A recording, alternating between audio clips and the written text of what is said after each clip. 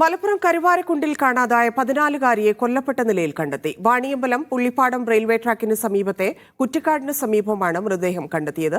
സംഭവത്തിൽ സുഹൃത്തിനെ പോലീസ് കസ്റ്റഡിയിലെടുത്തു.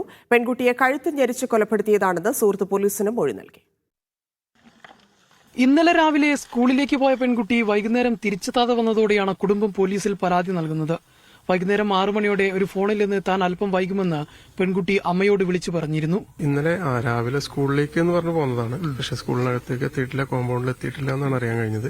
ആബ്സെന്റ് ആണ്. ഒരു 6:30 മണിയോടുകൂടിയൊക്കെ കുട്ടി ഈ രക്ഷിതാവിനെ വിളിച്ചു. ഏത് ഭാഗത്താണെന്ന് ചോദിക്കുമ്പോൾ കുട്ടി കൃത്യമായിട്ട് എവിടെയാണെന്നൊന്നും പറയുന്നില്ല. പക്ഷെ ആ ടവർ ലൊക്കേഷൻ നോക്കിയിട്ടാണ് പോലീസുകാർ ഇവിടെ ഈ ഏരിയയാണെന്ന് കണ്ടെത്തിയത്. ഫോൺ ലൊക്കേഷൻ കേന്ദ്രീകരിച്ച് രാത്രി തന്നെ പോലീസ് തൊടികപ്പുലം റെയിൽവേ സ്റ്റേഷനിലും പരിസര പ്രദേശങ്ങളിലും അന്വേഷണം നടത്തിയിരുന്നു. 10:22 ഞാൻ എന്ത് ചെയ്യുന്നത്, കരുവാരുണ്ട് SHOക്ക് അവന്റെ അച്ഛന്റെ നമ്പർ കൈമാറുന്നു. 10:45 ആകുമ്പോൾ ഞാൻ ഒന്നുകൂടി അവന്റെ ഫോട്ടോ എന്തെങ്കിലും ഉണ്ടോ എന്ന് അറിയാനും വേണ്ടിയിട്ട് SHOക്ക് ഒന്നുകൂടി കോൺടാക്ട് ചെയ്തിരുന്നു. SHO പറഞ്ഞത് കസ്റ്റഡിയിലാണ് എന്നുള്ളതാണ്.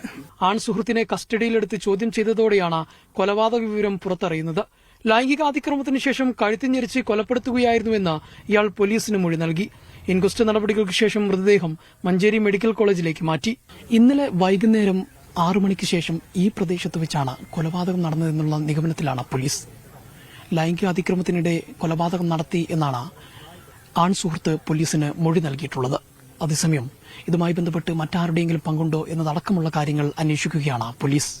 അനുരൂപിച്ചിക്കോടിനൊപ്പം ജംഷീർ കൊടിഞ്ഞി, മീഡിയ 1, മലപ്പുറം.